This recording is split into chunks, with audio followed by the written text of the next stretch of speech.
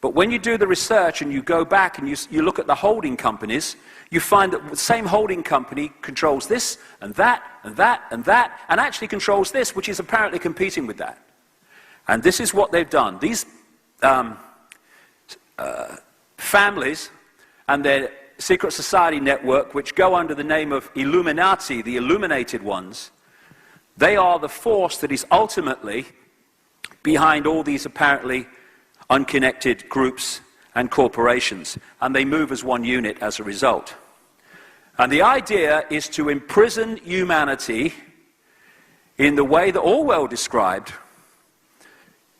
and the way we're experiencing now, not even by the day, but by the bloody hour, of more and more surveillance, more and more control, more and more suppression, more and more police state. And in doing so, manipulating the way we perceive reality, so we, as the external world moves in on us, the internal world moves in on us, and we become less and less of who we are. So, let's get real bloody bizarre now. If you've never seen my stuff before, it's time to leave.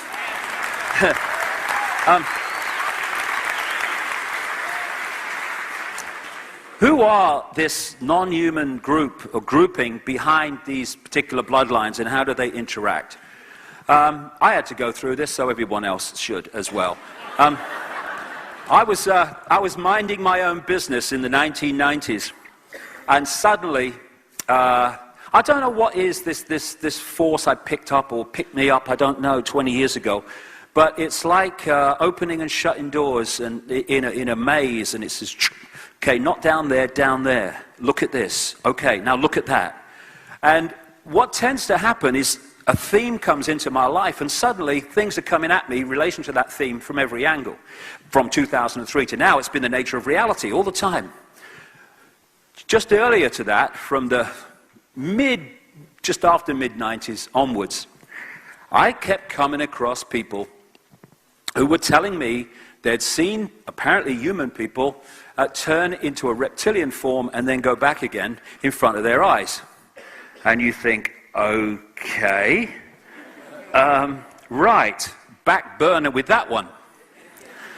But as the months and the years passed, these were coming at me all over the world. And then I started looking at ancient texts and stuff like that, and accounts, and you could find the same stories being told all that apparently time ago.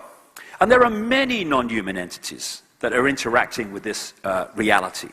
But the theme that keeps coming to me over the years in relation to these bloodlines behind the Illuminati is of some form of reptilian entities, which are the next stage on, because it goes on beyond them, but the next stage on behind the Illuminati bloodlines and the interbreeders with them is this reptilian group, which sounds real strange until you go with it. Now, again, this is why the first part today is so important.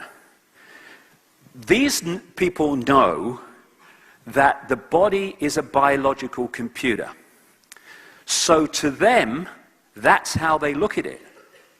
What we call procreation is the downloading of two hard drives, if you like, into one, which creates the offspring. To these people, they see that as a downloading of a computer program. And so the obsession, and this is real, goes right back to the ancient world, right up to the present day, the obsession that these bloodlines have, take royalty, aristocracy, and the major banking and business families of the world, they interbreed incessantly, and always have. And it's because, from their point of view, they are holding a software program, which is what? Information. It's a state of being.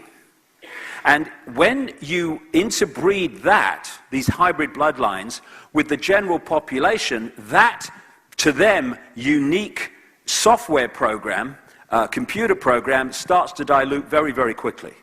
So what they're trying to do is hold that software, hold that information within the computers by interbreeding with each other. The oldest form of religion and worship so far established is serpent worship. It's massive. It goes right back. 70,000 years ago is the oldest evidence in South Africa of serpent worship. And after I'd written a book called The Biggest Secret, when I introduced this for the first time, I went to speak in South Africa, and I met this man, Credo Muchwa, who contacted the organizers of my event and said, I want to talk to this man. So I went to see him, and I spent days with him in the end. And he first said to me, he said, Mr. David, he said, how do you know about the Chitahuri? And I said, well, who are they? He said, they are the children of the serpent, the children of the python. That's what Chitahuri translates as. And he told me that when the colonial powers came into Africa, as everywhere else, they targeted the shaman and the carriers of the ancient knowledge and the ancient history of that area, and in his words, they milked the minds of the shaman and then killed them. So to keep the knowledge alive, the shaman streams started to create their own secret societies with horrendous initiation rituals to make sure you really wanted the knowledge, and they carried it underground so it would survive. Because what the colonial powers wanted, in other words, these bloodlines behind the colonial powers, they wanted to destroy as much of the ancient knowledge as possible, because then they could impose their own version of history, which would write out what they didn't want people to know. So about, what is he now, 90, crikey, 60 years ago nearly, he was initiated into these secret societies in South Africa, and that's when he learned about the Chitahuri, and he's gone on learning ever since. That is a painting. He's a brilliant man. He's a library on legs. That's one of his paintings of one kind of the Chitahuri, as he calls them. There are many different types, as there are different types of human. And he showed me this, what he calls the necklace of the mysteries. It's mentioned 500 years ago in accounts. He reckons it's at least 1,000 years old, and he calls it a necklace. You put it on your shoulders. Oh my God, it's so heavy. He sits there for hours with it. I don't know how he does it. And what he does, because he's the official storyteller of the Zulu nation, what he does is use these symbols to tell the story of Africa, the people of Africa. And right at pride of place at the front is a human woman and a very clearly non-human man with a big willy in come and get me mode. And interestingly, he says that was originally gold.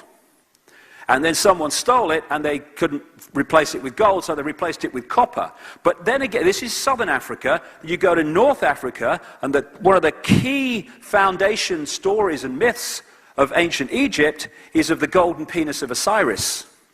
And the more and more that I see this, these are symbolic of this bloodline, of this connection, this hybrid bloodline connection. And what Credo was saying, yeah, I used to go out with someone like that. It was good. That's the lady.